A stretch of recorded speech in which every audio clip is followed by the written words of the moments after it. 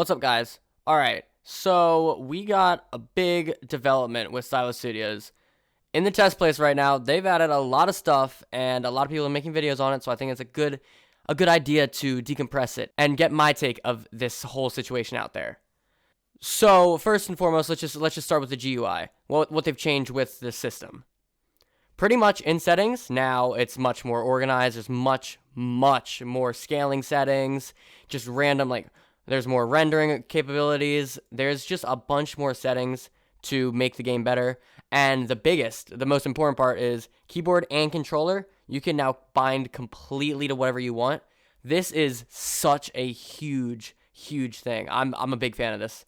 So a lot of people always ask me, man, how can I change my jump key? How can I change my dolphin dive key? Well, now you can. So this will be great. I think this is a great idea that Phantom Force is adding this. There's a couple things, they literally added a key for everything. I don't know when I'm gonna want to do some of this. You can keybind for chat scroll a page up and chat scroll page down. Okay, cool, awesome. So yeah, they pretty much binded everything you could possibly click.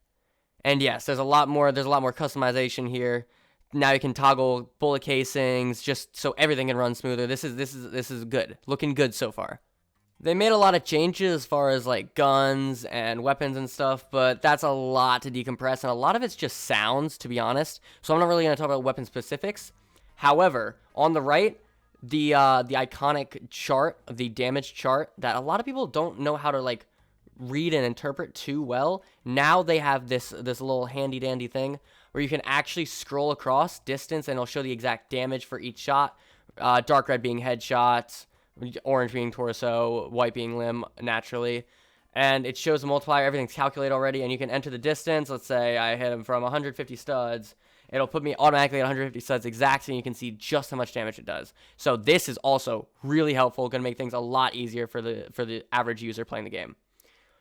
So far, this is looking great. I'm going to be so honest with you. This is looking really good so far. So, I mean, Silas, do your thing. Now, as far as actually playing the game, well, let's see. So I heard that there was a stamina thing, and yeah. So the movement has been more or less kind of overhauled, I guess you can say here. So in the bottom right, we now have an energy bar or a stamina bar, and you can dolphin dive on top of slide. And also, there's hit markers now, which I kind of like, but it's a little much. I'm probably going to disable them if I'm actually playing the game. The biggest thing is you can now dolphin dive and slide consecutively on different jumps. So now all it is and you can also jump higher. So now all it is you can just keep on jumping up, and this low key, I'm kind of a fan. I heard some really bad things about it, but to be honest, actually playing it, you're not really running out of stamina too much doing the simple movements that I'm doing right now. If you, this pretty much kind of eliminates the use for M sliding. So honestly, this might not be I mean, you don't really go that much faster. I'm kind of a fan. This will make it a lot easier for a lot of people to get into the game. A lot of people that might not have the same level of capabilities as some of the veteran players that have been perfecting and honing their silly little movement speed for a long time. So I kind of like that idea. It's definitely gonna be better for the future Phantom Forces. Playing it, I think it's going to be better. I can't tell yet, though. I need to play a whole competitive game to see that, but it feels good. And again, there are more changes here. The snipers, not this one. This one has not changed. I take that back. So here we got the intervention, right?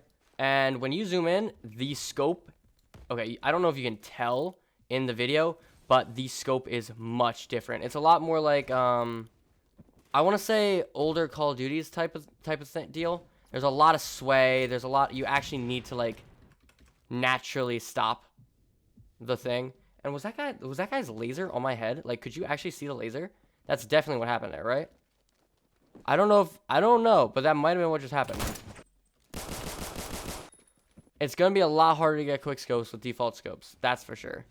You can't. It takes a second to pull up the whole thing. It's really different actually playing with it.